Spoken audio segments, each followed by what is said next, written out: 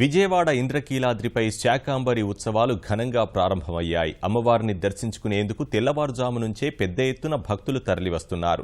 భక్తులకు అసౌకర్యం కలగకుండా అన్ని ఏర్పాట్లు చేశామని దుర్గగుడి ఈవో సూర్యకుమారి చెప్పారు. శాకాంబరి ఉత్సవాలు ఏర్పాట్లపై సూర్యకుమారితో ఈటీవీ ప్రతినిధి చంద్రశేఖర్ ముఖాముఖి ఇప్పుడు. బెజవాడ ఇంద్రకీలాద్రిపై శాకంబరి ఉత్సవాలు ఘనంగా ప్రారంభమయ్యాయి. నేటి నుంచి 3 రోజుల పాటు జరిగేటువంటి ఉత్సవాల కోసం ఆలయ యంత్రాంగం అన్ని రకాల ఏర్పాటు చేసింది.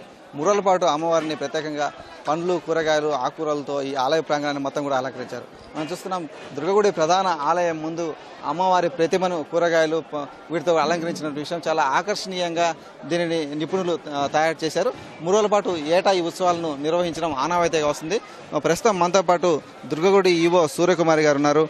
ఈ భక్తులకు సంబంధించిన ఏర్పాటు ఎలా చేస్తారు మేడం, చెప్పండి. ఈ 3 రోజుల పాటు జరిగే ఉత్సవాల కోసం ఎలాంటి ఏర్పాట్లు ఆలయంలో చేయడం జరిగింది?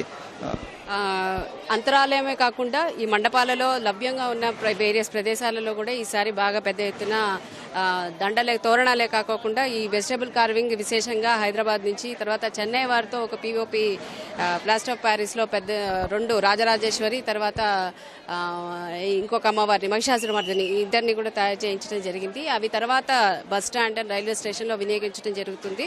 అవి కూడా ఇప్పుడు కొద్దిసేపట్లో పెట్టేయడం జరుగుతుంది. అంతరాలయంలో మాత్రం చాలా అద్భుతమైన ఆకర్షణీయమైన అలంకారం మీరు చూస్తున్నారు. పొద్దున 5:30, 5:15 ప్రాంతంలో మొదలైన భక్తుల తాకిడి ఇప్పటి వరకు దాదాపు 9,000 దాటిందనే చెప్పొచ్చు. అయినప్పటికీ ఎక్కడ కూడా ఏమి ఎక్సైట్మెంట్ అనేది లేదు. చాలా ప్రశాంతంగా, చాలా ప్లీజింగ్గా భక్తులందరూ చాలా ఓపిక్గా చూసుకుంటూ వెళ్ళిపోతున్నారు. ఎక్కడ కూడా వెయిటింగ్ పీరియడ్ అంటూ ఏం లేదండి. ఇప్పటి వరకు అయితే బాగుంది.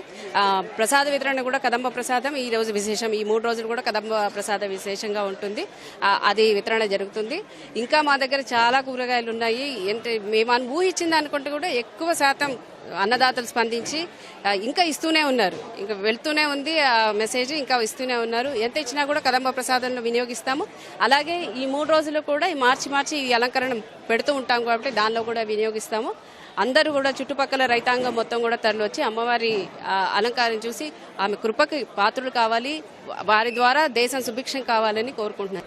ఈ ఉత్సవాల తాకిడిని దాన్ని ఎట్లా వచ్చే పుష్కరాల కోసం క్రౌడ్ మేనేజ్మెంట్ దాని గురించి ఎట్లా అనుభవంలోకి తీసుకోబోతున్నారు, ఎట్లా చేయబోతున్నారు? మనకి అసలు అర్జున్ స్ట్రీట్ తయారవ్వగానే మనకి సమగ్రంగా ప్లానింగ్లో మనకి పూర్తిగా వచ్చేస్తుందండి. ఇప్పుడు అర్జున్ స్ట్రీట్ కొంతవరకు వినియోగం అయింది. మేము అనుకున్న దానికంటే చాలా త్వరితగతిన మేము అది వినియోగంలోకి తీసుకురాగలిగాము. మీరు కూడా చూస్తున్నారు, నిన్నటికి ఇవాటికే చాలా తేడా ఉంది. రోడ్ ఫార్మేషన్ అయిపోయింది. అలాగే ఎంట్రీ ఎగ్జిట్ కూడా అదే రోడ్డు ఈ రోజు కూడా వాడబోతున్నాము. అట్లాగే ఘాట్ రోడ్ కూడా ఎంట్రీ ఎగ్జిట్ వాడబోతున్నాము. 2 వీలర్స్ కింద ప్రదేశం లేదంటే పార్కింగ్ అది కూడా పైకి తీసుకొచ్చాము. కానీ ఈ క్రౌడ్ మేనేజ్మెంట్ నాకు ఉపయోగపడుతుంది. ఒక రకంగా నాకు డ్రెస్ రిహార్సల్స్ అని చెప్పొచ్చు. పుష్కరానికి పెద్ద ఎత్తున వచ్చినప్పుడు ఎక్కడెక్కడ ఇబ్బందులు అవుతున్నాయి అన్నది నేను స్వయంగా తెలిసి చూసుకోవటానికే తప్ప ఇది చాలా సునాయాసంగా మా వాళ్ళు చేయించగలుగుతున్నారు. దానికి ఏం ప్రాబ్లం లేదు. నాకు మాత్రమే అది రిహార్సల్ అంతే. ఈ పుష్కరాల సందర్భంగా మన దుర్గగుడి ఆలయం తరపున నమూనా ఆలయాలు కావచ్చు, లేకపోతే హారతి కార్యక్రమాలు నిర్వహించబోతున్నారు. వాటికి సంబంధించినటువంటి ప్రణాళిక ఎంతవరకు వచ్చాయి? దానికి సంబంధించిన వివరాలు ఏంటి? పుష్కరాల హారతి వరకు మనకి ప్రాక్టీస్ మొదలైపోయింది. ఇంతకుముందే మనం అనుకున్నాము. నవహారతులకు సంబంధించి పాట రెడీ అయిపోయింది. త్వరలో గౌరవనీయులు ముఖ్యమంత్రి గారి చేత అది ఆవిష్కరించబడుతుంది. ప్రాక్టీస్ అయితే మొదలు పెట్టామండి. నవహారతులకి సిద్ధమైన DVR ఫౌండేషన్ సౌజన్యంతో చేస్తున్న హారతికి ప్రాక్టీస్ సీతానగరంలో మొదలయ్యింది.